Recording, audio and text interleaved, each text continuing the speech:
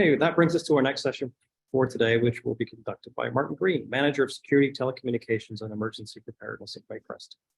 Martin has worked in healthcare security management since 1985. Throughout his career, he has designed and implemented security programs at several healthcare facilities within Ontario and other provinces. He obtained his CHPA professional designation from the International Association for Healthcare Security and Safety in 2008.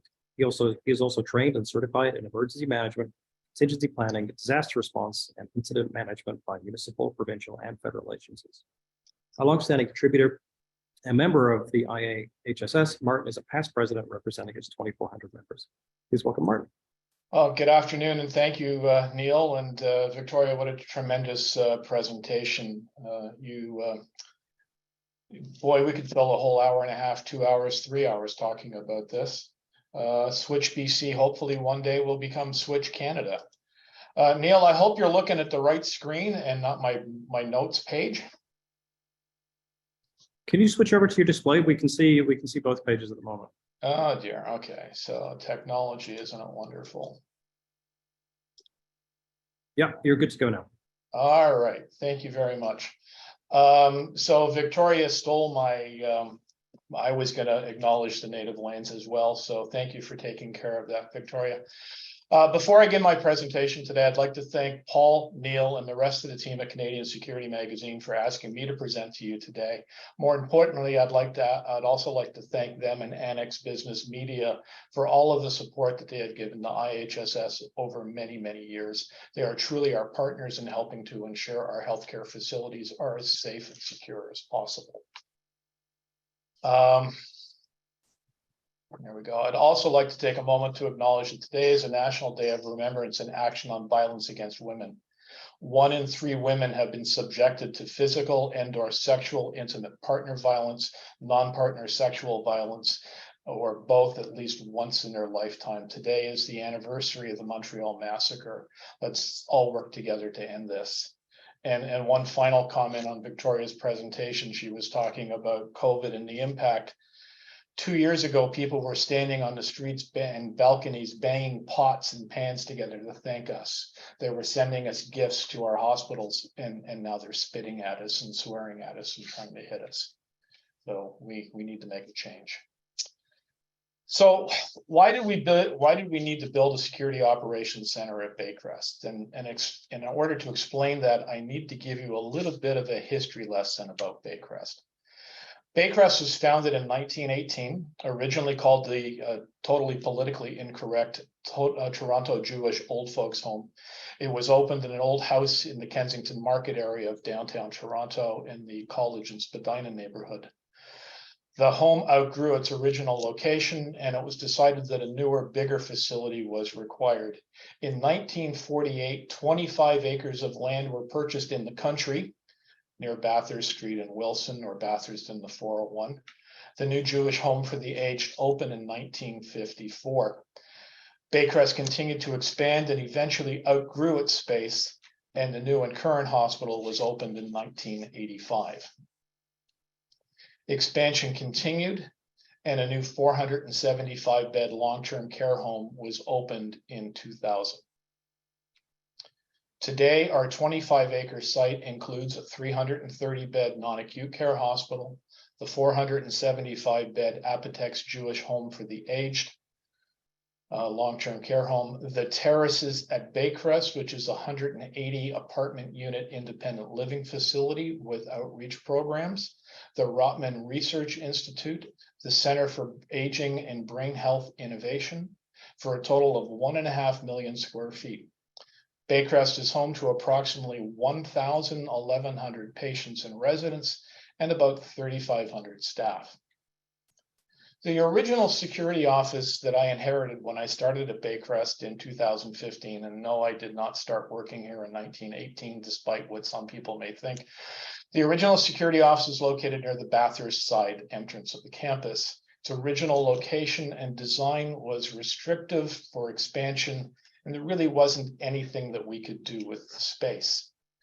It would have required extensive and expensive renovations to make the space more functional. Again, it was designed in the 1980s, opened in 1985. security technology and security job functions were considerably different. So our previous location could not be expanded or adapted to meet the demands that we had. The redlined areas on this map are either exterior brick walls of the building, internal structural walls, or had plumbing lines, ductwork, and other infrastructure behind them. Expansion in this area was just not possible. Also remember the technology available when the security office was designed and built in the 1980s. We had very, very few cameras the size of small cars or toasters. Computers were nowhere near what they are today. Our video, if it was recorded at all, was recorded on time-lapse VCRs with tapes that were probably bare because they were switched out so many times they weren't even recording anymore. No way to do any sort of remote viewing. Technology was really a lot different in the 80s. So our growth in security technology at Baycrest. When I started at Baycrest in 2015, we had 48 cameras. Most of those cameras kind of looked like this image on the screen. Very, very bad. You know, your mother could walk through that screen and you wouldn't be able to recognize her. So in 2022, we now have 330 cameras. Almost all of them, all of the original 48 have been replaced. Much clearer, much better images, much better pictures, very, very helpful in dealing with the police department. So that's a 588% increase in the number of cameras that we had. When I started in 2015, we had approximately 30 alarm points. We now have over 400. Those alarm points include staff duress, door hold open alarms, including our mag locks, temperature alarms, fridge alarms, but it was the maglock alarms that were the main push that I used to get the necessary approval to proceed in late 2018, early 2019. So the number of alarm points has increased 1,200%. Then the number of card readers. I had approximately 6 card readers when I started in 2015. I now have over 350. That's a 5,700% increase in technology. So it was as I mentioned before, the maglock system was the primary push to get it done. Over the past years, the maglocks that had been installed at the hospital had been added or replaced without a consistent approach. We had devices from multiple different vendors and suppliers. There were different voltages, there were different wiring configurations. And finally, in 2019, we began a significant project to replace our maglock system. So here's our communications, our switchboard desk, also designed and built in the 1980s and opened in 1985. Expansion in this area wasn't possible either due to building infrastructure or support walls. So again, looking at the technology we had in security, this is technology we had when the switchboard was designed and built in the 1980s. Nobody had cell phones, nobody had smartphones. We had pagers and phone booths and a bunch of quarters in our pocket. So what were the issues that we had? So first off, this is the inside of our switchboard, and historically all the alarms and CCTV feeds had been pushed towards switchboard. So whenever something new came online, when a new alarm came in, it was pushed over to switchboard. When I first took over the switchboard, there were no cameras, there were no alarm monitors in there. We weren't doing any live monitoring at all.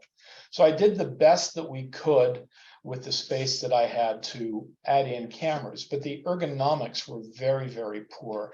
The poor people that worked in switchboard had to sit down, and the monitors are small. They had to stand up to squint and see what was going on. Less than 4% of our cameras were live view. We had live view of our doors, and then later 7 of the elevators, 7 of our 27 elevators. It was a very noisy environment at switchboard, especially prior to COVID, with people coming up to the windows and asking for directions, wanting to know what time the next bus left for the shuttle to the terraces, or alarms going off, trouble alarms going off. So it's a very, very noisy environment, especially as our switchboard staff are almost yelling into the telephone to be heard by the person on the other end of the phone because it was a bad connection. We had missed alarms. It was not uncommon for us to have a temperature alarm, a door alarm, and unfortunately, even a few duress alarms that came through that they didn't hear over the noise. This created workload issues for the switchboard staff. It became very, very difficult for them to manage everything that we kept throwing at them. Not to mention the hundreds of calls that each switchboard operator takes during their shift on top of everything else that was coming through. The security office that I showed you in a previous picture, it wasn't staffed. I didn't have the staffing levels to do that. So that meant that if somebody came to the security office, it wasn't manned. They would have to go to the switchboard, or they would have to call switchboard. Then switchboard would have to call a security guard to go up to handle things like lost and found, or to issue staff badges or badges for contractors, or to handle key distribution. We had delayed response times in dispatching security because of this, because again, the delays of trying to call down to switchboard to have a security guard to respond appropriately to any of the other alarms that were going on. So it really wasn't a very good situation at all. We had suffered from alarm fatigue. The poor women that worked in switchboard, just constant noise, constant alarms going off, many alarms that we didn't need to have pushed through. We had medical gas alarms, we had fire alarms, we just had a ton of stuff in there, and it became unworkable.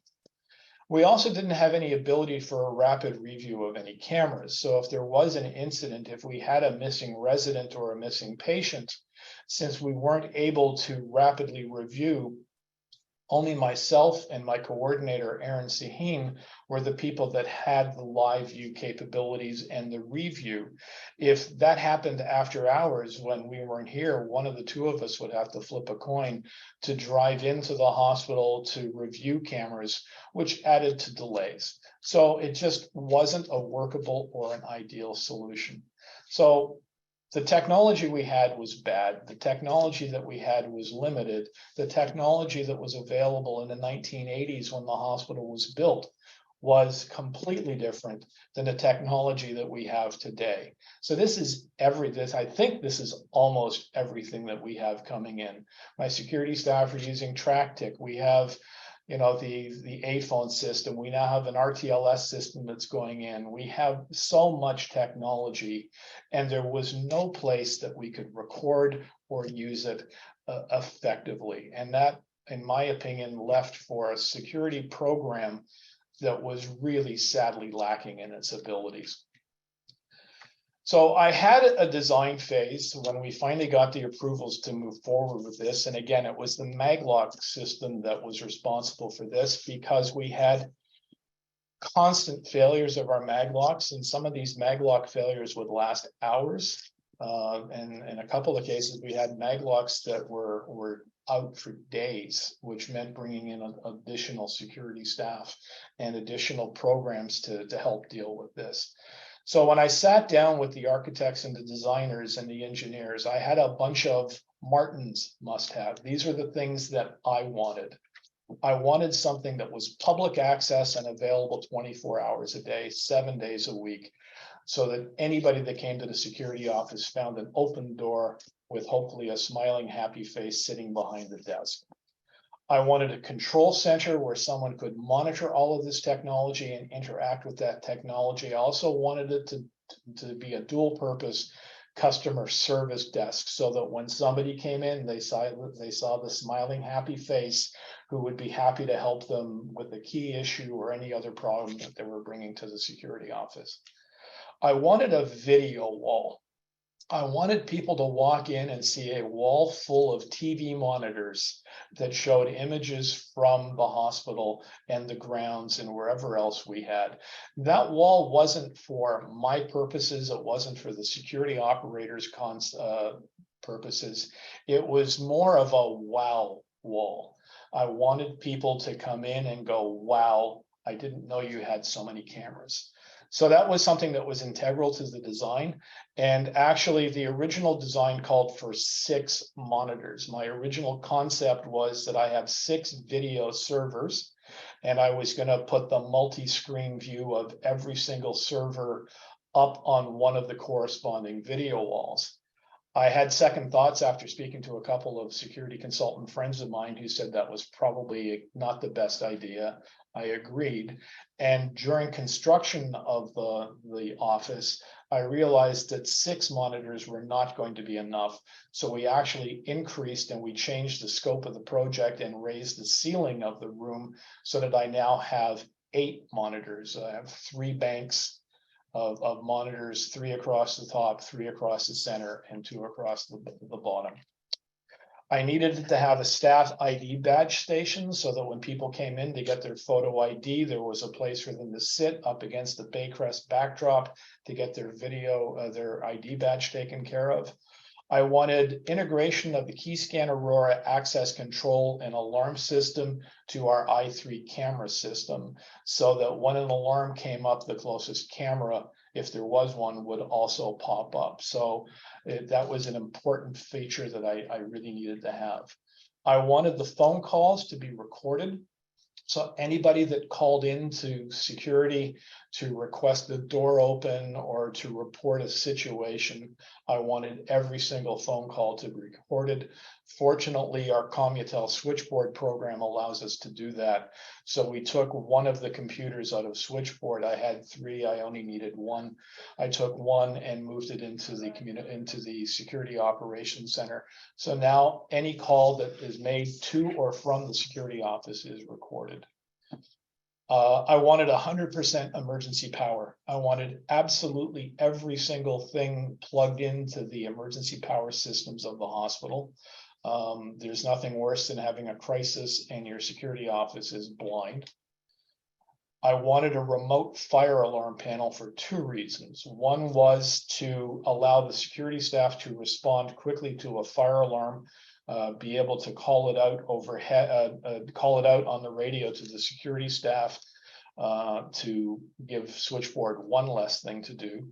And also part of the program was that with changes with the new security operations center, this would allow me to reduce staffing in switchboard. So the remote fire alarm panel enables my security operator to make overhead announcements in the event of an emergency, such as a code white or a code blue. So that was also very, very important for me. I wanted a security guard workstation so that the security guards had a place to touch down, write reports, have a lunch, take a break, and just get away from it. I needed day use lockers for the shift security staff. So there are, I think, half a dozen or maybe 8 lockers in the back that are just the half lockers that a security guard coming in for their shift can drop their backpack in for the day and take it home with them at the end of the day. I also needed a place to put our Traca 21 key box so that the security staff can sign their keys in and out at the end of the day. And of course, we also needed a house for Aaron, the coordinator, to put in. So the 100% emergency power and the remote fire alarm panel, they're highlighted in red because apart from the construction costs of the project, these were the 2 most expensive items, the 2 most expensive tickets in the entire project. So the next problem was where to build this. We clearly couldn't build this in our existing locations because of the physical constraints of the project. So again, there were a bunch of things that I wanted. And first off, it had to be easy to find because this was a public facing environment. I didn't want people to be looking around all over the place trying to find the security office. I felt it had to be on the 1st floor. I don't want people coming to the basement of the hospital or the 2nd floor. It needed to be on the 1st floor. It had to be centrally located. I didn't like the fact that our previous security office was located way at the far end of one property. So I wanted something more centrally located, again, easier to find. It had to be near the elevators so that enabled security staff to respond a little bit quicker. And again, the elevators are an easy place to find in a hospital. So let's put it near the elevators. And then the final thing was that it had to be in the hospital building. So you'll see the asterisks. The single asterisk were Martin's wants. Those are what I wanted to have. The double asterisk was my boss and the finance demands. Because this was of how we paid for this, the security office had to be in the hospital building. It could not be in the Apotex long-term care building. It could not be in the terraces building, and I'll explain or expand on that a little bit later. So in one of the early meetings where we sat down with the engineers and designers, and they asked, Martin, what is it that you're looking for? I told them I was looking for the bridge of the Starship Enterprise from the next generation. I wanted something that was close to the elevators, and I wanted it to have a big video wall. So after they laughed, we sat down and really figured out what it was that we needed. So due to the design and location requirements, the only place that we could find that would meet all of our needs was the former change rooms to our old physio pool. We had a physiotherapy pool that's been closed down for 10 or 15 years. It met every single must-have. It was on the ground floor. It was centrally located. It was by the elevators. It was easily accessible, and it was easy to find. So this is an aerial shot of what the space used to look like. These are the old pool change rooms.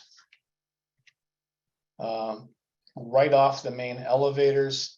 A lot of work. This is obviously pre-construction. They're just getting ready to tear things down.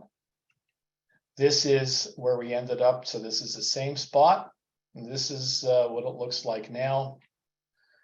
And this is the inside of the security office. I'm just going to use the little laser pointer thing here. So that is the public facing door. Anybody that comes into the office comes in, they stand at our little counter. Our smiling, happy security officer is standing behind. You can see our video wall. We have an information display board back here. Aaron Sahin's office, the coordinator's office, is around the back there. Our IHSS training and certification wall and our program of distinction award hanging proudly on the wall. Our key box, our fire panel, and our workstation at the back for the security staff. So you can see a before picture versus an after picture.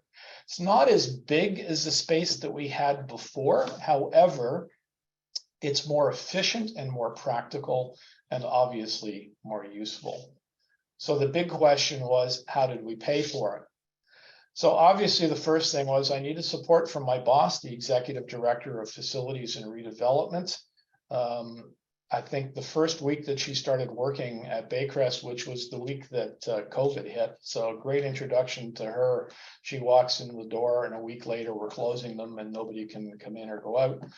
I explained to her right on the first day, we need to build a security office. Let me tell you why. And I sort of trapped her in her office for about half an hour explaining why we needed to do this. So she had to buy in almost immediately. Her job was a little bit more harder. She had to convince the vice president of support services and HR that we needed this. So we crafted a briefing note to her explaining how we were going to do this, why we needed to do this, and how we were going to pay for it. So Health Infrastructure Renewal Funder, HIRF, was introduced by the provincial government in the year 2015. Prior to 2015, hospitals, if they needed to replace infrastructure, such as elevators or roofs or any part of the physical building, needed to fund it themselves, which often meant that many of these things didn't get funded. And as a result, a lot of hospital infrastructure was in bad shape throughout a lot of hospitals. So the HIRF funding was instrumental. We had multiple HIRF projects underway at Baycrest.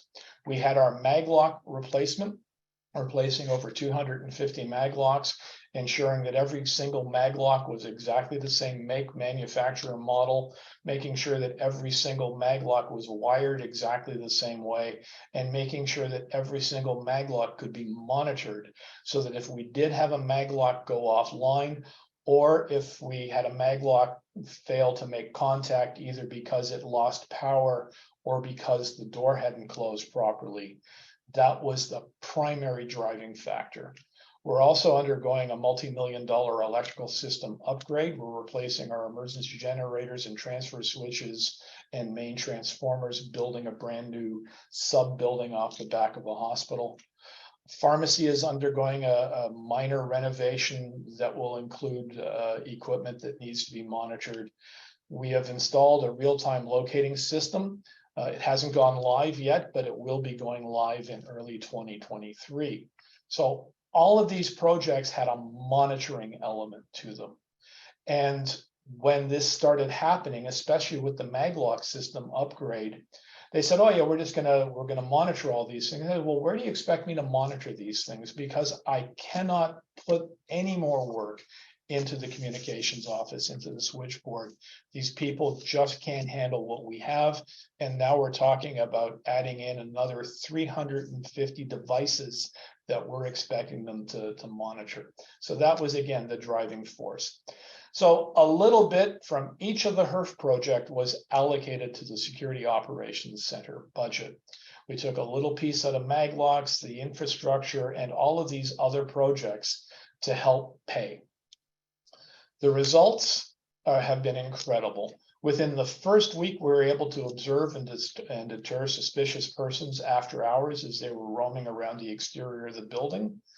Security response time for calls has been improved because now we are taking the call, we are dispatching rather than switchboard taking the call and trying to dispatch. The security operator is now able to respond visually for emergency calls and provide updates to security staff. So for example, if we have a code white on one of the long-term care unit floors, my security staff are able to call up the closest camera, see what's going on, and advise the security staff on what they're running into when they get there. If any other type of an alarm comes through, if a door alarm comes through, again, the security operator is now able to respond visually and direct the security staff. They're also able to provide sort of supervision, remote supervision of the security team. We have multiple patient watches and resident watches going on at any given time.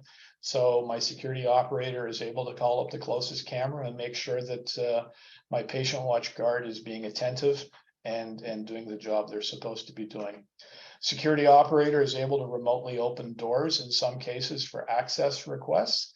So if somebody says, I need a door open, and the security guard can see them standing at the door by camera, he can click a button or she can click a button on the control system and release the door remotely. Important to me was the increased morale with the Baycrest security staff. They saw this as finally the hospital doing something for them. It's kind of hard when you see all sorts of other people get really brand new toys and we're not getting anything. So for them to see that we were doing this, it was a huge impact in staff morale. Security operator is able to complete video patrols.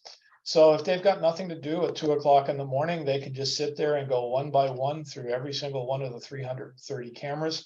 This was helpful last week. We had a situation take place. We have a hydraulic freight elevator in the basement of the hospital, and the hydraulic fluid blew. Something happened to one of the hoses, and we had a big mess of hydraulic fluid all over the floor. It was the security operator that observed that and was able to dispatch staff to deal with it. More efficient staff ID badging and key issuance process. So now people can come right away, get their ID, get their keys. They don't have to wait 20 or 30 minutes for a security officer to show up. I already mentioned the increased supervision of the security team. Rave reviews from the hospital staff and others.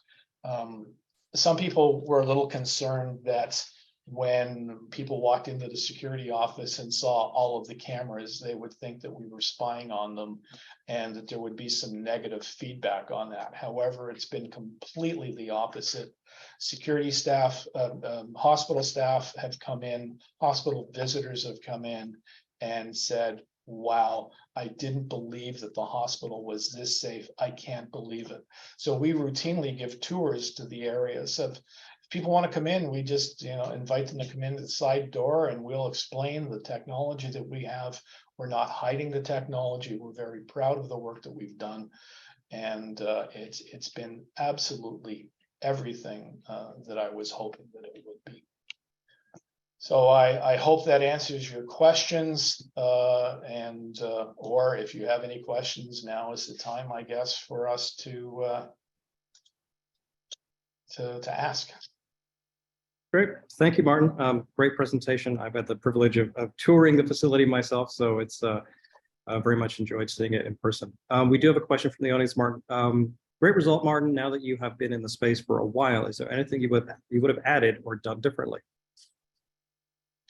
A bigger space would have been nicer. However, I'm really happy with the results. I say it would have been nice to have been able to do this 7 years ago instead of waiting 8 years to get it done. But no, I'm very happy with the results, and so is everyone else. In fact, when we had our grand opening ceremony back in June of this year, not my boss, but my boss's boss, the VP, she hadn't seen the space. She had no idea. She knew we were building something, but she didn't know what we were building exactly. She hadn't seen any drawings or any floor plans or any hints. So when she cut the ribbon and she walked in, she was seeing it for the first time. And she was just incredibly amazed at what we had been able to do. So no, I'm really happy with the way it worked out.